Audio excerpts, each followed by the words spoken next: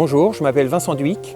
J'exploite dans le Calvados sur 180 hectares, dont 30 hectares de lin textile. J'ai une entreprise d'arrachage de lin où en totalité avec mes enfants, on arrache entre 1500 et 2000 hectares de lin. Alors, je suis Aimé Dhuicq, entrepreneur dans le Calvados avec mon frère. La visibilité de travail dans la cabine là, nous permet vraiment une vision assez intégrale sur la table d'arrachage et sur la globalité de la machine. Effectivement, on voit jusqu'à ce que le lin arrive au niveau sous la cabine, au niveau horizontal, et ce qui nous permet vraiment de pouvoir réagir dans les meilleurs délais si on est en train de bourrer ou si on a un problème quelconque. La liaison entre la table d'arrachage et la table de transfert est faite par deux courroies à picot, ce qui permet une reprise plus précise et aucun bourrage n'est effectué à cet endroit-là. En ce qui concerne la qualité de travail à vitesse constante pour comparer avec les anciennes machines, le lin est déposé plus régulièrement, la machine est beaucoup plus stable que les anciennes machines.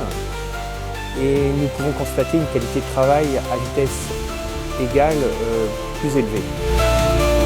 Par rapport à la préservation du sol, effectivement on remarque avec les roues plus larges sur la 4WD que dès qu'on est en conditions vraiment humides, on marque beaucoup moins le sol et on a moins tendance quand même à détériorer la structure du sol.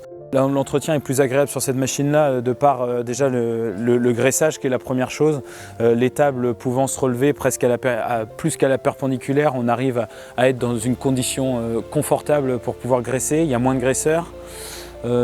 Pour souffler, on a le premier filtre à air moteur et le deuxième par rapport à l'aspiration première aspiration de l'air qui est relativement simple.